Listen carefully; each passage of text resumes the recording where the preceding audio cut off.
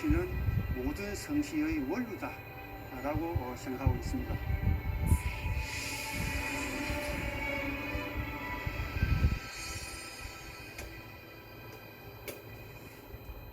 연어가 수천 킬로미터 떨어진 고향을 찾아가듯이 사람이 자신의 뿌리를 찾는 것은 어쩌면 당연하다는 생각이 듭니다. 한국 성씨의 뿌리를 찾아 떠나는 시간, 한국의 성씨 이재국입니다. 2015년 통계청 조사에 의하면 우리나라 전체 성씨는 총 5,582개이고 본관별 성씨는 36,744개로 나옵니다. 2000년 조사에서는 전체 성씨가 총 430개로 집계되었는데 15년 사이에 무려 10배 이상이 늘어난 거죠. 귀화인이 늘어나면서 새로운 성씨가 생겼기 때문인데요. 한자가 없는 성씨가 4,075개나 된다고 합니다. 전체 성씨 중에 김씨, 이씨, 박씨 등 상위 10대 성씨가 차지하는 비율은 63.9%, 50대 성씨가 차지하는 비율은 94.2%가 됩니다.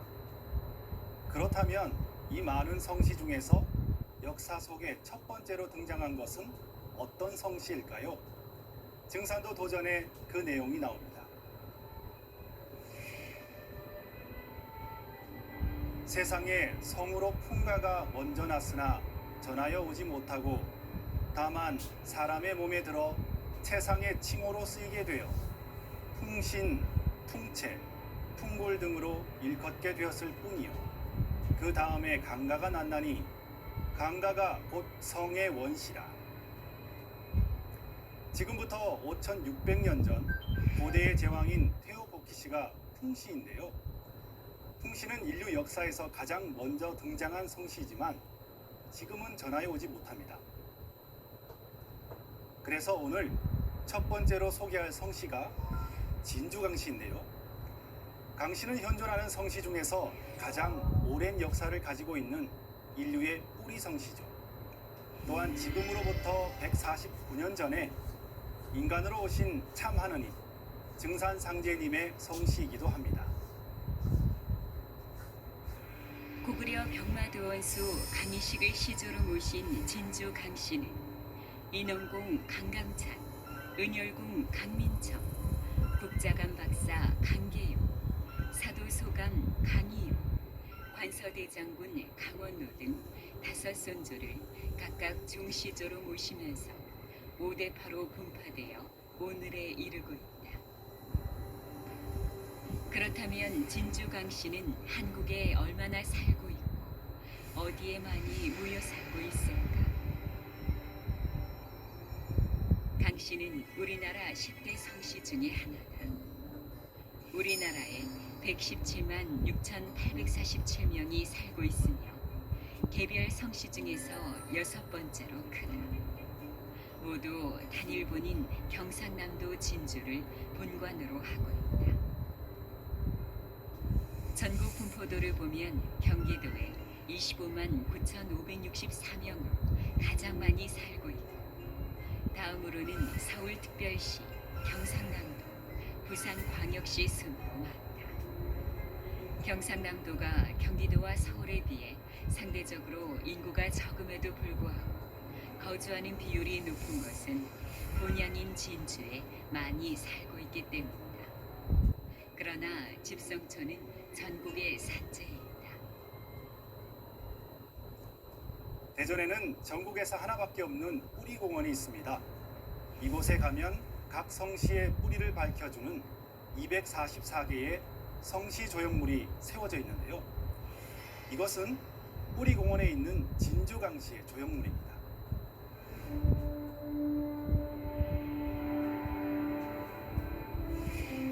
고구려 병마도원수 강희식을 시조로 모신 진주강씨는 이래 천수백 년을 면면히 이어온 이 나라의 명문 거족이다. 고구려 영양왕 때 중국의 수나라 문제가 100만 대군을 이끌고 여러 차례 이 나라를 침범하며 고구려 강희식 장군은 도원수로서 육군의 을지문덕, 해군의 왕제건무 등 휘하의 장군들로 하여금 대적해 하여 임요관 및 살수대첩 등에서 승리함으로써 누란의 위기에 처한 나라를 구한 성웅이시다.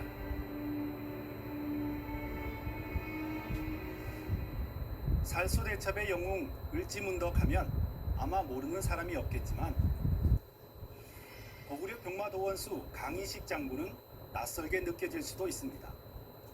하지만 그는 을지문덕을 지휘하여 수나라의 100만 대군을 물리친 고구려의 병마도원수, 그러니까 총사령관이었습니다.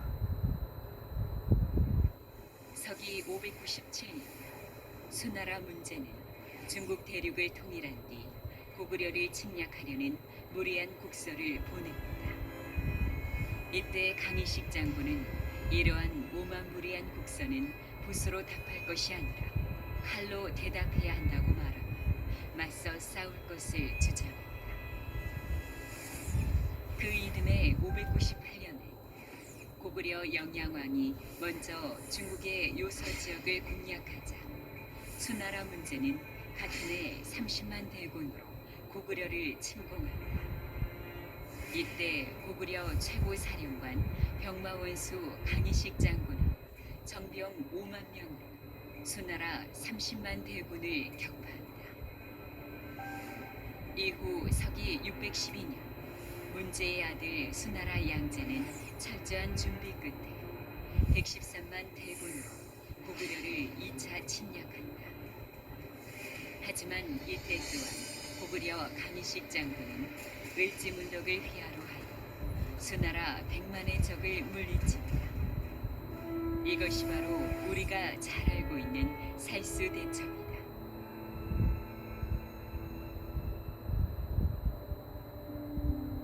경남 진주시 상봉서도. 이곳에는 강희식 장군을 모신 사당인 봉산사가 있다.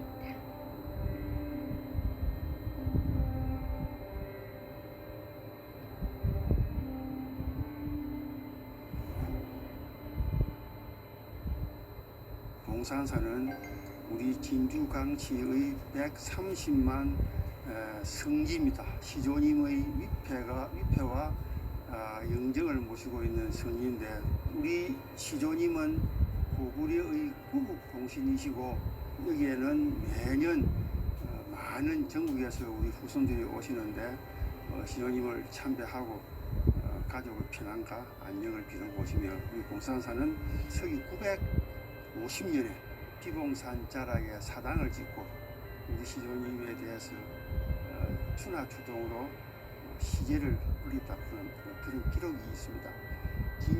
진주작품은 지명을 서기 940년에 받아가지고 지금까지 이어져 오기 때문에 진주를 천년고도라고 합니다. 해서 우리 진주강씨도 서기 950년부터 시조님의 향례를 모시고 있기 때문에 1000년이 넘게 시조님의 향례를 모시고 있는 곳이고, 우리 전국의 진주강씨들의 성지라고 할 수 있는 곳이 이곳 봉산사입니다.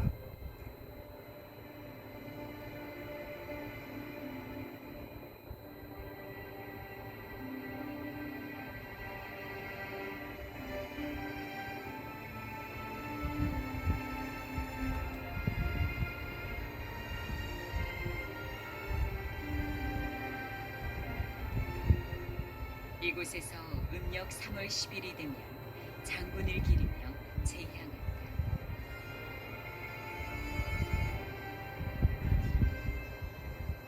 어느 성시, 어느 문중, 어느 그 향교마다 봄철 되면 다 향례를 모십니다.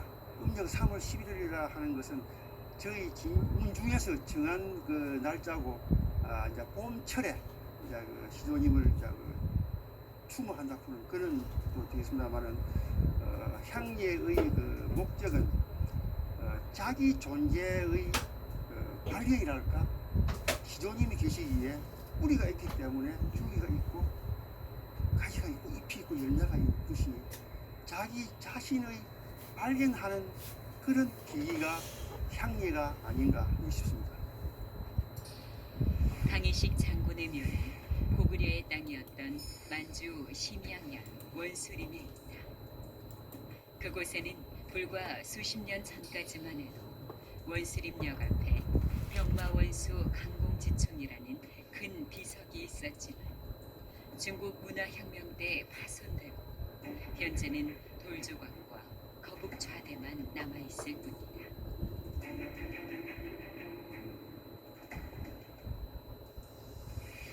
고구려의 명문가였던 진주 강씨. 그러나 본관은 고구려 땅에서도 멀리 떨어진 한반도 남쪽의 경남 진주였다. 어떻게 관양을 진주로 삼게 되었을까? 본관을 진주로 하게 된 경위는 통일신라 시대 흥강왕의 태중 대부 부라 부는 그 강진이라 부는 분이 진주의 배술로 진주 이제 배술로 받아 오심으로 인해 가지고 진주가 진주강씨 본관이 된 것인데 옛날에는 진양강씨였죠. 진양강씨였던 것이 1995년 행정구역 통폐합으로 인해 가지고 진양이 진주시에 통합됨으로써 진양강씨가 진주강씨로 변해된 겁니다. 현재 우리나라에는 진주 강씨가 100만 명 이상 살고 있다. 진주 강씨 정문에는 어떤 인물들이 있을까? 역사 속 인물들을 찾아가보자. 조선시대의 인물로는 세종대왕을 도와 한글 창제에 참여했던 강희안과 대문장가 강희맹 형제가 있다.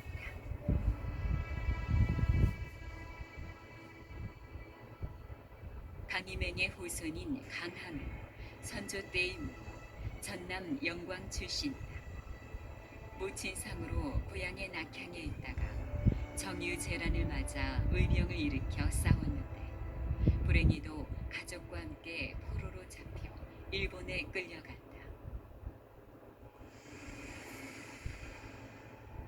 포로의 신세가 된 강함은 일본에서 학자들에게 성리학을 가르쳐주어 일본 성리학의 아버지가 됐다. 그가 31세 때 지어남긴 서책과 글들이 현재 일본의 내강문고에 소장되어 있다.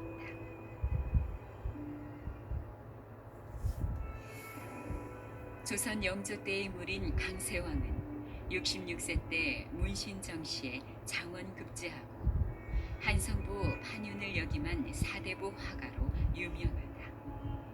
당대 최고의 화가인 김홍도의 스승이 바로 강세왕이다.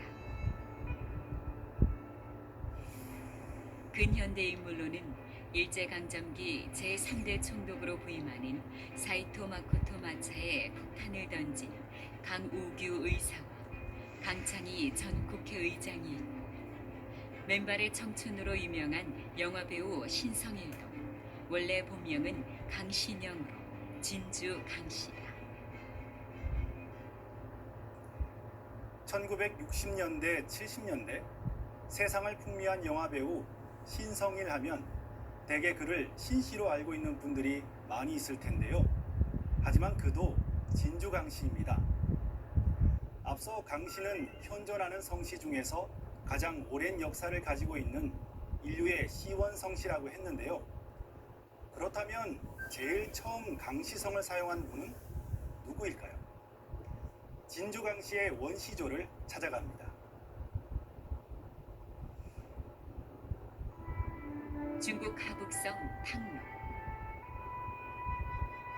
중국은 지난 1995년 이곳에 중화 3조당을 짓고 황제 헌원, 염제 신농, 치유 천왕을 자기들의 조상으로 모시고 있다. 이 중 오른쪽에 앉아있는 인물이 염제 신농 씨다. 신농 씨는 중국에서 오래전부터 자기들의 조상으로 모셔왔던 사망의 한 사람으로 약 5,300년 전 인물이다. 그가 바로 인리의 뿌리 성씨 강씨의 원시조다. 신농은 황제와 더불어 중국 민족의 시조로서 받들어지고 있는 인물입니다.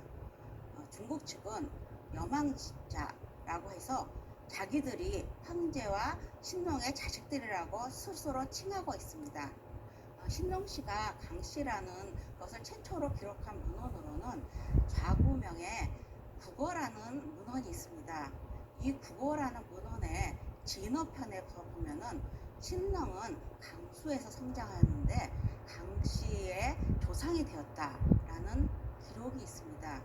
이것은 바로 신농이 강씨성의 시조가 된다는 것을 말하는 것입니다. 그를 영재신농이라고 부르는 이유는 농업과 불을 사용하는 방법으로 백성들에게 많은 덕을 베풀었기 때문이다. 신농씨는 나무로 보습과 쟁기, 호미를 만들었고 지력 있는 땅에 씨를 뿌리고 나무를 심고 채소를 재배하는 법을 가르쳤다. 또한 그는 수백 가지 불을 직접 맛보고 의약을 개발하고 사람들을 질병에서 구제하였기 때문에 의학의 시조로도 불린다. 경농과 의학의 시조인 신농씨는 인류 역사에 끼친 영향이 크기 때문에 그 업적을 기린 흔적들이 우리 주변에 지금도 남아있다.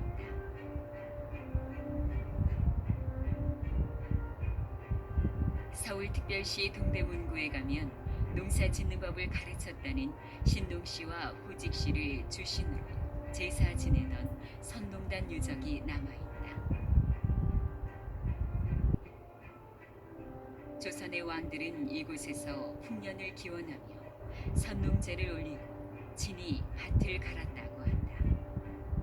선농단의 제사를 지낼 때는 소와 돼지를 잡아서 통째로 상에 올렸고 제사가 끝나면 참석한 많은 사람들이 한꺼번에 음식을 먹어야 했으므로 큰 솥에 소고기를 넣고 국을 끓여 밥을 말아 먹었다고 한다. 그때 먹은 국을 선농탕이라고 했는데 그것이 지금의 설렁탕이 되었다. 우리가 먹는 설렁탕이 신농씨를 기리는 선농제에서 유래했다고 하니 새삼 놀라운데요. 그만큼 역사적으로 중요한 인물이었기 때문에 우리의 삶에 많은 영향을 미쳤음을 알 수 있습니다. 진주강씨의 원시조 영재신농씨. 그런데 그를 중국에서는 오랫동안 자신들의 조상으로 모셔왔습니다. 과연 그럴까요? 신농씨의 진짜 혈통, 그것을 알 수 있는 기록이 있습니다. 우리의 상고 역사가 상세하게 기록된 환단고기의 태백일사 사만광경 본기에 신농씨의 혈통을 알 수 있는 내용이 있다. 웅시족에서 갈려나간 후손 중에 소전이 있었다. 안부련 환웅 말기에 소전이 명을 받고 강수에서 군병을 감독했다. 소전의 아들 신농은 온갖 풀을 맛보아 약을 만들었다.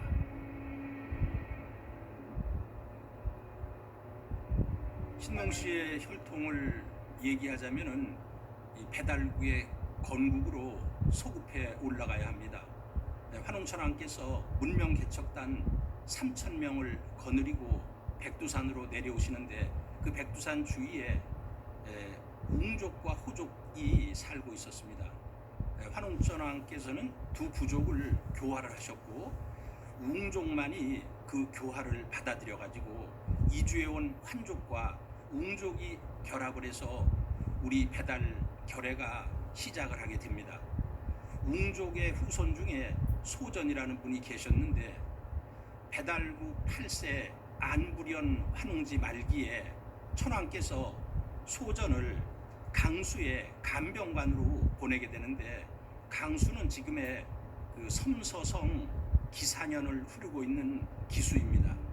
여기에서 그 소전의 아들로 신농씨가 태어나셔가지고 강씨성을 처음으로 쓰셨다고 환단국이 태백일사 사만관경 본기에는 기록이 되어 있습니다.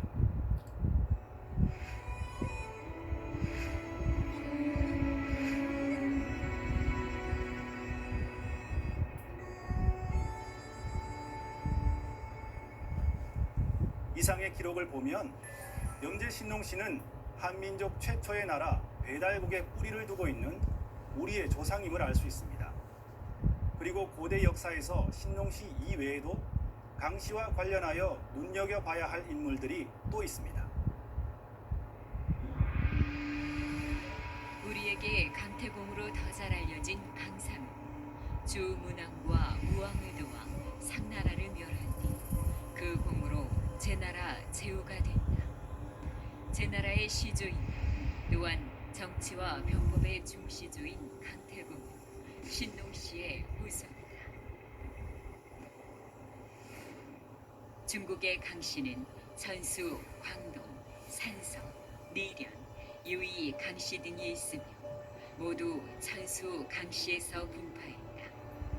강태공은 천수 강씨이다. 중국에서 강씨는 100대 성씨 안에 들어가는 성씨로 중국 성씨 순위로는 53위이고 현재 중국 대륙에는 600만 명이 살고 있다. 오랜 세월 동안 인구 이동에 의해 중국 전역에 흩어져 살고 있지만 강태공이 제나라의 시조가 된 이후 그 후손들이 이곳에 터전을 잡으면서 특히 산동성의 강씨가 많이 살고 있다. 신농시 이후 강씨에서 많은 성씨가 분화되는데 여, 최, 정, 노, 제를 비롯해서 모두 102개나 된다고 합니다. 특히 노태우, 노무현 두 전 대통령은 산동성에 있는 강태공 사당에 참배하여 자신의 뿌리가 강씨에서 왔음을 시사한 바가 있습니다.